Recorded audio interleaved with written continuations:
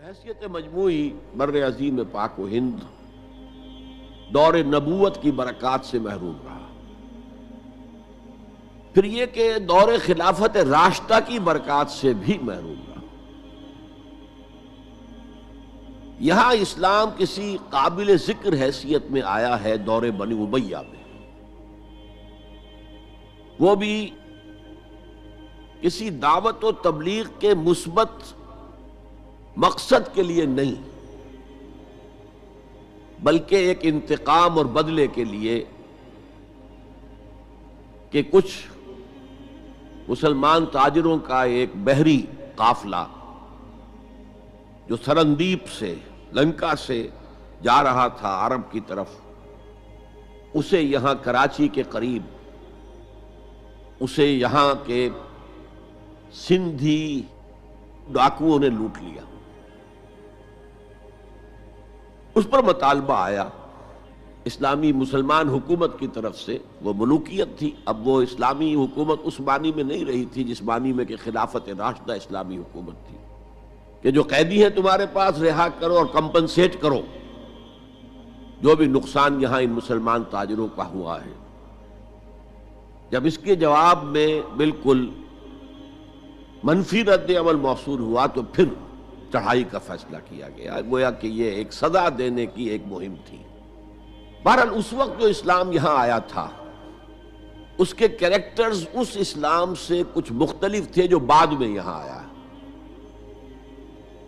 وہ اسلام جو محمد ابن قاسم کی سرکردگی میں سندھ میں آیا اور سندھ سے آگے بڑھ کر ملتان بلکہ موجودہ پاکستان کے تقریباً پورے نصف علاقے تک پہنچ گیا تھا، فٹ ہلز آف کشمیر تک، تو یہ اسلام خالص عربی اسلام تھا۔ ملوکیت تو آ گئی تھی لیکن بدویت اور عربیت جو ہے اس کی چھاپ اس پر ابھی گہری تھی، اور اس اسلام میں نہ ابھی فرقے تھے، نہ مسلک تھے، نہ حنفی، نہ مالکی، نہ شافعی، نہ حنبلی، نہ عقائد کے بارے میں بحثیں شروع ہوئی تھیں، علم کلام کی بحثیں ہوئی تھیں، نہ ابھی یونانی فلسفے اور منطق کا حملہ ہوا تھا، ابھی کچھ نہیں تھا، سادہ اسلام۔ اسلام اپنی اصل سادگی پر برقرار تھا، چنانچہ اس کی قوت تسخیر بڑی زبردست ثابت ہوئی، اور خاص طور پر محمد ابن قاسم جو نوجوان 17-18 برس کا نوجوان اور نہایت نیک اور پاک باز، سندھ کے ہندوؤں نے جو اپنی ایک روایت ہے کہ اس طرح کا آدمی تو کوئی اوتار ہی ہو سکتا ہے، فارسی میں بھی کہا جاتا ہے کہ در جوانی توبہ کردن شیوہ پیغمبری است، جوانی کے اس عمر میں بھی کوئی شخص پاک زندگی گزار رہا ہو تو یہ تو پیغمبروں کا طریقہ ہے، اور ہندوستان میں تصور پیغمبروں کا نہیں تھا، اوتاروں کا تھا، تو اسے بھی ایک اوتار سمجھ کر اس کی مورتیاں تراش کر مندروں میں رکھ لی گئیں اور ان کو پوجا جانے لگا۔ یہی چیز اس کے لیے خطرے کا سبب بن گئی، کیونکہ اب بیک ہوم اسلام کا جو اصل گھر تھا عرب، اس میں ملوکیت آ چکی تھی، اور ملوکیت کبھی اسے برداشت نہیں کر سکتی کہ کوئی اور شخص اتنا پاپولر ہو جائے کہ اسے چیلنج کر سکے، لہذا محمد بن قاسم کو بلایا گیا اور شہید کر دیا گیا۔ اب اس کے بعد ظاہر بات ہے کہ وہ اسلام ریسیڈ کرنا شروع ہوا، واپس آنا شروع ہوا، اس کے کچھ اثرات اس علاقے میں رہ گئے، لیکن اسلام کی واپسی ہو گئی۔ یہ اسلام کا پہلا ورود تھا بر عظیم کی سرزمین پر۔ اس کے بعد اسلام آیا ہے 300 برس بعد، اور اب یہ آیا ہے شمال مغربی سرحدی صوبے میں جو دریں ہیں، کوہ سلیمان میں، کوہ ہندو کش اور کوہ سلیمان میں، درہ خیبر ہے، درہ ٹوچی ہے، درہ گومل ہے، درہ بولان ہے، یہاں سے آنا شروع۔ اس اسلام کی خصوصیات کچھ اور تھی۔ ان 300 سالوں میں فقہی مسالک بھی پیدا ہو چکے تھے، حنفی، مالکی، شافعی، حنبلی، ان کے درمیان اختلافات بھی تھے، بحثیں بھی تھیں، مناظرے بھی تھے۔ دوسرے ایک خاص جو ہے تصوف کا فن جو ہے وہ بہت ترقی کر چکا تھا، اور اس میں اکثر و بیشتر وحدت الوجود کا تصور اس کی بنیاد میں موجود تھا۔ تیسری بات یہ نوٹ کیجئے کہ یہاں جو لوگ آئے وہ سب حنفی تھے، اور یہ ترک قبائل ہی تھے در حقیقت، اور ترکوں میں سے بھی غلام لوگ تھے، اسی لیے پہلا خاندان مسلمانوں کا یہاں خاندان غلامان کہلاتا ہے۔ ترک غلام تھے یہ، جو اپنی ذاتی صلاحیت اور اپنی استعداد کی بنا پر ترقی کرتے کرتے بادشاہت کے مقام تک پہنچے۔ عالم اسلام میں اس وقت دو عظیم جگہوں پر غلاموں کی حکومت تھی، اور اس سے اندازہ ہو سکتا ہے کہ اسلام میں غلاموں کا فیوچر کتنا روشن ہے۔ ممالک، مملوک، یہ مصر میں حکمران تھے، وہ بھی غلام تھے۔ خاندان غلامہ، قطب الدین ایبک، شمس الدین التتمش، یہ سب کون تھے؟ غلام تھے۔ بہرحال اب جو اسلام آیا اس میں قیادت کی ایک تثلیث پیدا ہو چکی تھی، توحیدی شان نہیں رہی تھی۔ خلافت راشدہ میں قیادت توحیدی تھی، خلیفہ وقت ہی حاکم بھی تھے، خلیفہ وقت ہی مجتہد بھی تھے، عالم بھی تھے، اور وہی سب سے بڑے اللہ والے بھی تھے۔ لیکن اس کے بعد جو اسلام میں قیادت جو ہے مسلمانوں کی تین شاخوں میں بٹ گئی۔ سیاسی قیادت وہ تو قبائلی عصبیت کی بنیاد پر قائم ہو رہی ہے، تو سیاست تو ہو گئی طاقت کے بل پر، جس کی لاٹھی اس کی بھینس۔ اس کے بعد جو اس دینی قیادت تھی وہ دو حصوں میں منقسم ہو گئی، علمی قیادت علماء، مفسرین، فقہاء، محدثین، اور ایک ہو گئی صوفیاء کی قیادت۔ تو یہ تھی کیفیت جس میں کہ بر عظیم پاک و ہند میں اسلام وارد ہوا ہے پہلے ورود کے 300 برس بعد۔ اب اس کے 500 برس کے بعد یہاں ایک اور ایلیمنٹ آیا، اور وہ تھا شیعیت کا۔ آپ کو معلوم ہے کہ سن 1000 عیسوی میں پاکستان کا جو علاقہ اس وقت کا ہے یہ عالم اسلام میں داخل ہو چکا تھا۔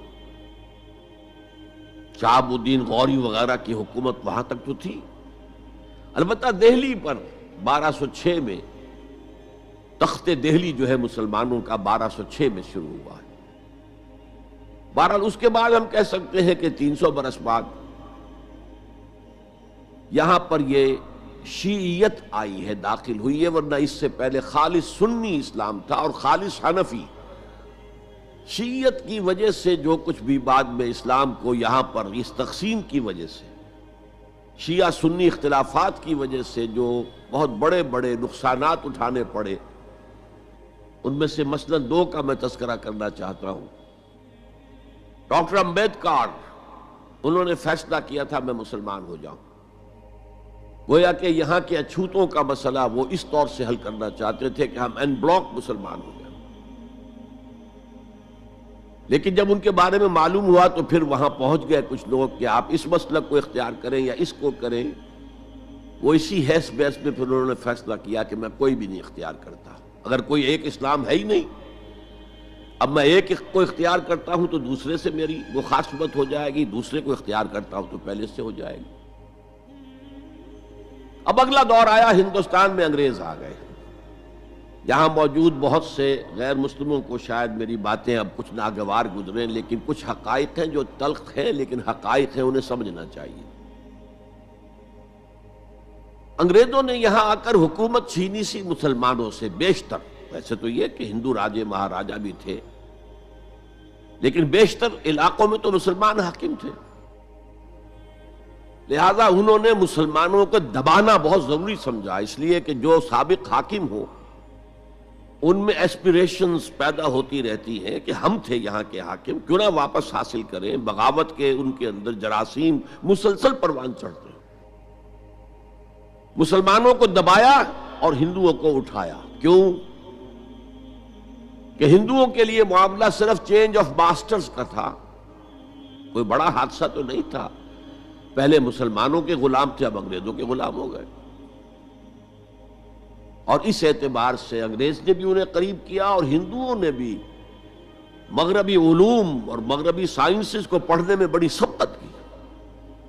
بنگال میں انگریز آیا اور بنگال میں آپ کو معلوم ہے اکثر و بیشتر جو سائنسدان پیدا ہوئے جن کی کہ لکھی ہوئی ٹیکسٹ بکس جو ہیں بہت عرصے تک استعمال ہوتی نہیں ہندوستان میں، یہ کون تھے؟ چیٹرجی، بینرجی، سب کے سب بنگالی تھے۔ ایک اور بات یہ ہے کہ ہندو اپنے ماضی سے بہت دور آ چکے تھے، ان کا ماضی عظمت والا، آخر اشوک کا دور بہت عظمت کا، چندر گپت موریہ کا دور بہت عظمت کا، وکرماجیت کا دور بہت عظمت کا تھا، لیکن وہ اب بہت پیچھے جا چکے تھے۔ تقریباً مسلمانوں کی آمد کی وجہ سے 1000 سال کا فصل واقع ہو چکا تھا۔ لہذا تہذیب و تمدن کے لیے بھی، جیسے کہ انہوں نے مسلمانوں کے زمانے میں فارسی پڑھی، فارسی پڑھتے تھے، کوڈ لینگویج فارسی ہے، جیسے کہ پھر بعد میں مسلمان اور ہندو اور سب نے انگریزی پڑھی، ملازمتیں ملیں گے تو انگریزی پڑھنے والوں کو ملیں گی، راستہ کیریئرز کا کھلے گا تو انگریزی پڑھنے والوں کا کھلے گا۔ اسی لیے کہاوت تھی ہندوستان میں، پڑھے فارسی اور بیچے تیل، دیکھو رے قسمت کے کھیل۔ اب فارسی پڑھ کے تو اسے کہیں حکومت کے اندر اہلکار ہونا چاہیے، اس کی حیثیت کچھ اور ہونی چاہیے، فارسی پڑھ کے اور تیل بیچنا۔ جبکہ مسلمانوں کا معاملہ یہ تھا کہ ان کی تو ابھی تہذیب اور تمدن، ان کی روایات ابھی تازہ تھی، لہذا جو غیر مسلم تھے یہاں کے، انہوں نے انگریزی علوم، انگریزی سائنس، انگریزی تہذیب، اس کو کھلے دل کے ساتھ خوش آمدید کہا، اور مسلمانوں میں ایک زبردست ڈویژن ہو گیا۔ بلکہ ابتدائی ری ایکشن تو بہت سخت تھا، یک طرفہ تھا، ہم نہ انگریزی پڑھیں گے، ہم نہ انگریزی علوم سیکھیں گے، نہ سائنس پڑھیں گے، ہم تو اپنے کونوں کھدروں میں، اگرچہ جو سیلاب آ گیا ہے اس کو روکنے کی طاقت تو ہم میں نہیں ہے، لیکن ہم کونوں میں جا کر بیٹھ جائیں گے، قال اللہ و قال الرسول۔ اور انگریزی تہذیب سے اس قدر دوری کہ اگر کوئی بیس کرسی پر بیٹھ کر کھانا کھا لے تو کرسٹان ہو گیا۔ یہ تو کسی نے چمچہ استعمال کر لیا کھانے میں، کانٹا تو بہت دور کی بات ہے، چمچہ بھی استعمال کر لیا تو کرسٹان ہو گیا۔ تو اس درجے ری ایکشن تھا علماء کے زیر اثر حلقوں میں، گویا کہ وہ جو گاندھی جی کا فلسفہ تھا نان کوآپریشن، تو مسلمانوں نے انگریزوں کے ساتھ شدید قسم کا naan cooperation from the very beginning شروع کیا۔ اس پر سر سید احمد خان نے ان دونوں چیزوں کی مخالفت کی۔ ایک تو انہوں نے انگریزوں کو بتایا کہ دیکھو یہ جو آزادی کی جنگ تھی یہ صرف مسلمانوں کی نہیں تھی، 1857 کی، یہ تو مشترک تھی، تو اس کے اندر کیا سبب ہوا ہے، اس کی وجہ سے آپ مسلمانوں سے بعد محسوس نہ کریں۔ اور مسلمانوں سے بھی کہا بھائی انگریزی پڑھو، انگریزی علوم حاصل کرو، سائنس پڑھو، سائنٹیفک نالج حاصل کرو، ورنہ تمہاری حیثیت ہندوستان میں کیا رہ جائے گی؟ پلے دار رہ جاؤ گے یا گوشت فروش رہ جاؤ گے، اللہ اللہ خیر صلی اللہ، اور تمہاری کوئی حیثیت نہیں رہے گی۔ تو اس اعتبار سے سر سید احمد خان ایک اہم لینڈ مارک ہے۔ اس کے علاوہ انگریزی دور کا ایک اور جو پہلو بہت اہم ہے،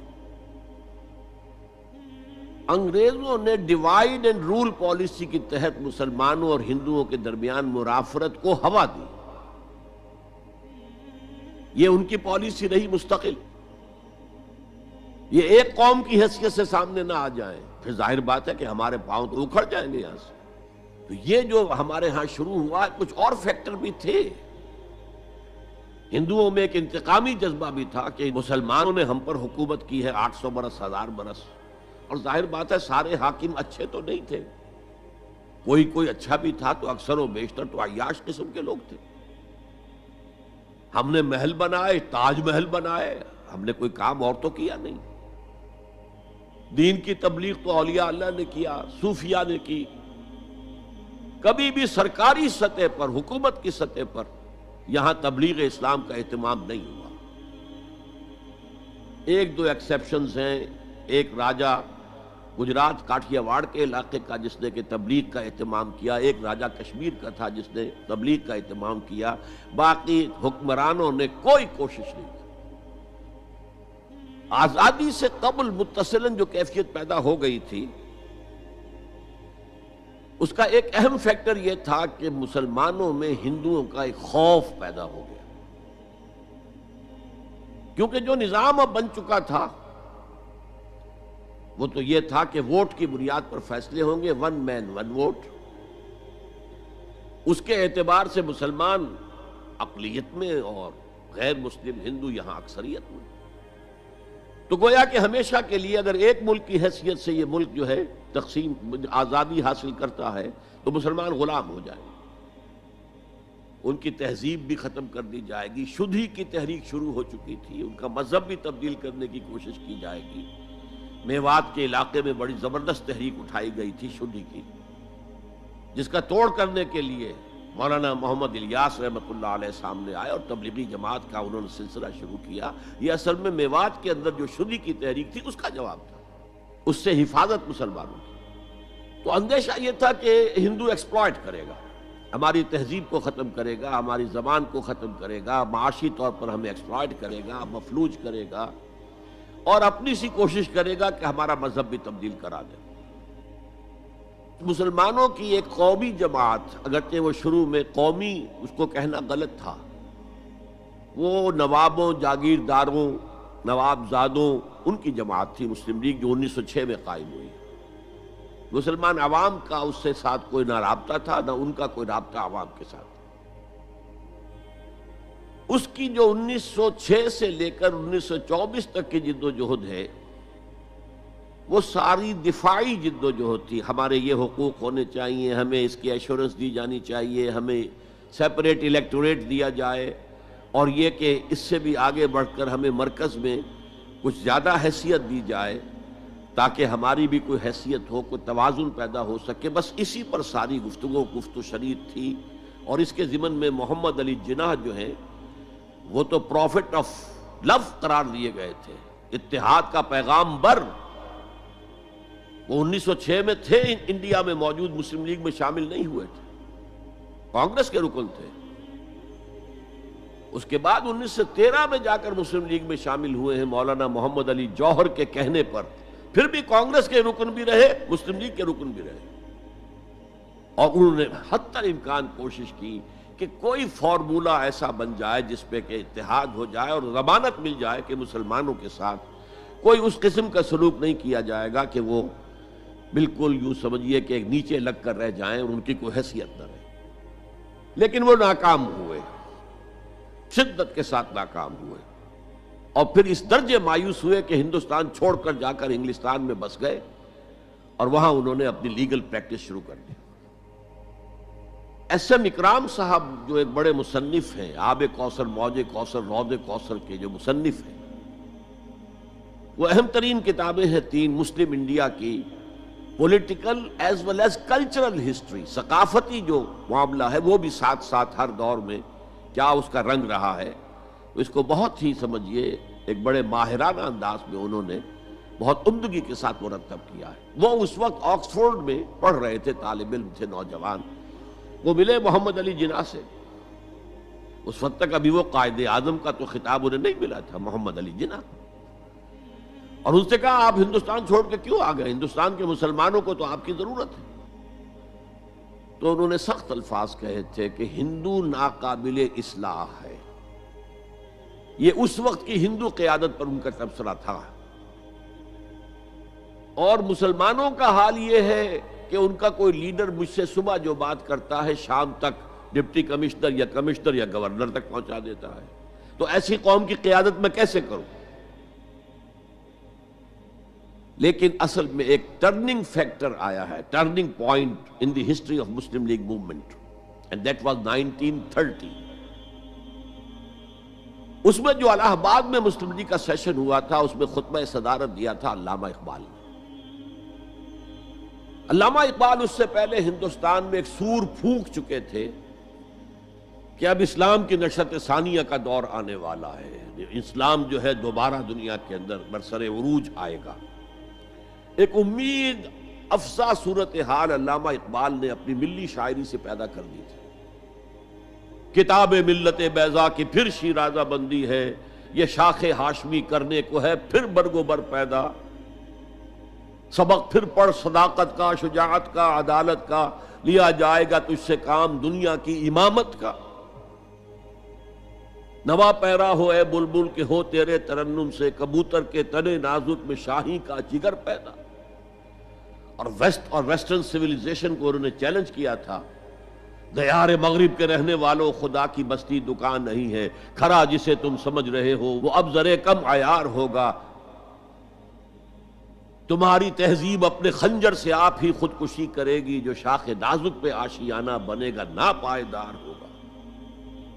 یہاں فرسٹ ورلڈ وار کے بعد جو عالم اسلام کی کیفیت ہوئی تھی اس پر کس قدر یاس انگیز نا امیدی سے بھرا ہوا مرثیہ مولانا حالی نے لکھا تھا۔ قوم کی زبان اس وقت وہ تھی، قومی شاعر۔ قومی شاعر جو ہے قوم کی زبان ہوتا ہے۔ پستی کا کوئی حد سے گزر نہ دیکھے، اسلام کا گر کر نہ ابھر نہ دیکھے، مانے نہ کبھی مد ہے ہر جزر کے بعد دریا کا ہمارے جو اتر نہ دیکھے۔ اور آخر میں جو مناجات بحضور سرور کونین صلی اللہ علیہ وسلم، اے خاصہ خاصان رسول وقت دعا ہے، امت پہ تیری آ کے عجب وقت پڑا ہے، وہ دین جو بڑی شان سے نکلا تھا وطن سے پردیس میں وہ آج غریب الغربا ہے۔ اسی قسم کے مرثیے علامہ شبلی نے کہے، مولانا حمید الدین فراہی نے کہے، لیکن اقبال پہلا شاعر ہے جس نے کچھ مرثیے بھی کہے ہیں۔ جب انگلینڈ جاتے ہوئے وہ گزر رہے تھے سسلی، جزیرہ سسلی کے پاس سے جہاز گزر رہا تھا تو دل میں ہوک اٹھی ہے، کبھی یہ مسلمان جہاز رانوں کا مرکز ہوتا تھا، بیس ہوتا تھا، رولے اب دل کھول کر اے دیدہ خونابہ بار، وہ نظر آتا ہے تہذیب حجازی کا مزار، تھا یہاں ہنگامہ ان صحرا نشینوں کا کبھی، بحر بازی گاہ تھا جن کے سفینوں کا کبھی۔ کہا ہے مرثیہ بھی کہا، اقبال کے ہاں مرثیہ ہے، لیکن ساتھ ہی ایک امید افزا پیغام کہ اب دوبارہ نکل کے صحرا سے جس نے روما کی سلطنت کو الٹ دیا تھا، سنا ہے یہ قدسیوں سے میں نے، وہ شیر پھر ہوشیار ہوگا۔ یہ جو عوامی ایک فضا ان کی شاعری سے پیدا ہو چکی تھی، ملی شاعری سے، انہوں نے 1930 میں آ کر مسلم لیگ کی موومنٹ میں اس کا انجیکشن لگا دیا۔ اسی طرح چلتی ہوئی ایک تحریک تھی، 1906 سے آئی تھی، 24 برس ہو چکے تھے 1930 تک، اب اس میں ایک انجیکشن لگا دیا گیا، احیاء اسلام۔ اس خطبے میں علامہ نے ایک طرف مسلم قومیت کو بہت مستحکم کیا دلائل کے ساتھ، عمرانی دلائل، پولیٹیکل سائنس کے جو مستحکم اصول ہیں ان کی بنیاد پر کہ مسلمان ایک علیحدہ قوم ہے۔ اور نمبر 2 انہوں نے کہا، اور یہ ایک پروفیسی تھی، ایک طرح کی مستقبل کے بارے میں ایک پیشن گوئی تھی، تجویز نہیں تھی۔ پارٹیشن آف انڈیا کی تجویز تو بہت بعد میں آئی ہے، 1940 میں، یہ 1930 کی بات میں کر رہا ہوں۔ انہوں نے کہا تھا مجھے یقین ہے کہ یہ ڈیسٹنی ہے، تقدیر مبرم ہے کہ ہندوستان کے شمال مغرب میں، شمال مشرق کا انہیں اس وقت احساس نہیں ہوا تھا، ایسٹ پاکستان کا جو اب بنگلہ دیش ہے ادھر ان کی نگاہ نہیں گئی تھی، ہندوستان کے شمال مغرب کے اندر ایک آزاد مسلمان ریاست قائم ہوگی، اور اگر ایسا ہو گیا تو ہمیں موقع مل جائے گا کہ دور ملوکیت میں، جس کے لیے لفظ بڑا ثقیل استعمال کیا انہوں نے، عرب امپیریلزم، یہ بنو امیہ، بنو عباس یہ عرب امپیریلسٹ تھے، یہ عرب قوم کا امپیریلزم تھا، ان کی حکومت اسلام کی عکاسی کرنے والی نہیں تھی، اسلام کی عکاسی کرنے والی تو خلافت راشدہ تھی، ابو بکر تھے، عمر تھے، عثمان تھے، علی تھے رضی اللہ تعالی عنہ۔ تو دور ملوکیت میں یا دور عرب امپیریلزم میں جو داغ دھبے آ گئے ہیں اسلام کے چہرے پر، انہیں صاف کر کے اور صحیح اسلام کی ایک شکل دنیا کو دکھائیں، یہ انجیکشن ہے پازیٹیو مقصد کا۔ اس وقت تک، اس سے پہلے تک تحریک صرف ایک منفی جذبے پر چل رہی تھی، ہندو کا خوف، ہندو اکثریت کا خوف، ایکسپلائٹیشن کا اندیشہ، لیکن اب اسے ایک مثبت بنیاد مل گئی۔ 1932 میں قائد اعظم گئے انگلستان، لندن، گول میز کانفرنس میں، جناح صاحب اس میں شریک نہیں تھے، اس لیے کہ وہ تو ویسے سیاست کا میدان چھوڑ چکے تھے۔ اس موقع پر پھر علامہ اقبال نے ملاقاتیں کی ہیں جناح صاحب سے، اور وہی انجیکشن ان کو بھی لگایا اور انہیں پھر آمادہ کیا کہ آئیں واپس ہندوستان، اور اس انجیکشن کے حوالے سے مسلمانوں نے ہند کو منظم کرے اور جمع کرے۔ تو یہ پھر تحریک پاکستان جو ہے، چونکہ مسلمانوں کے جذبات کے ساتھ اس کی ہم آہنگی، معجزہ ہو گیا کہ مسلم مائنورٹی کے پروونسز نے کس طریقے سے یکجا اور یکسو ہو کر اس موومنٹ کو سپورٹ کیا، حالانکہ انہیں معلوم ہے کہ کسی بھی حساب سے ان کے تو پاکستان میں شامل ہونے کا کوئی امکان تھا ہی نہیں، بلکہ تحریک مسلم لیگ اصل میں مائنورٹی پروونسز کی تحریک تھی۔ جو صوبے بعد میں پاکستان میں شامل ہوئے ہیں ان میں سرحد میں تو کانگریس کی حکومت تھی ٹل دی لاسٹ ڈیٹ، پنجاب میں یونینسٹ حکومت تھی ٹل دی لاسٹ ڈیٹ، صرف ایک سندھ تھا مغربی پاکستان میں کہ جو وہاں مسلم لیگ کی حکومت تھی۔ ہاں، بنگال میں مسلم لیگ کی حکومت تھی، اور بنگال ہی مولد ہے جہاں ولادت ہوئی ہے 1906 میں مسلم لیگ کی، اور طویل ترین عرصے تک مسلم لیگ کی حکومت وہاں رہی۔ اب بھی وہاں پر تحریکیں چلتی رہتی ہیں اینٹی پاکستان، 2 مرتبہ پاکستان نے ایئر فورس بھی استعمال کی ہے وہاں پر، یہ سب کچھ آپ کو معلوم ہے۔ بہرحال اس کے نتیجے میں ملک تقسیم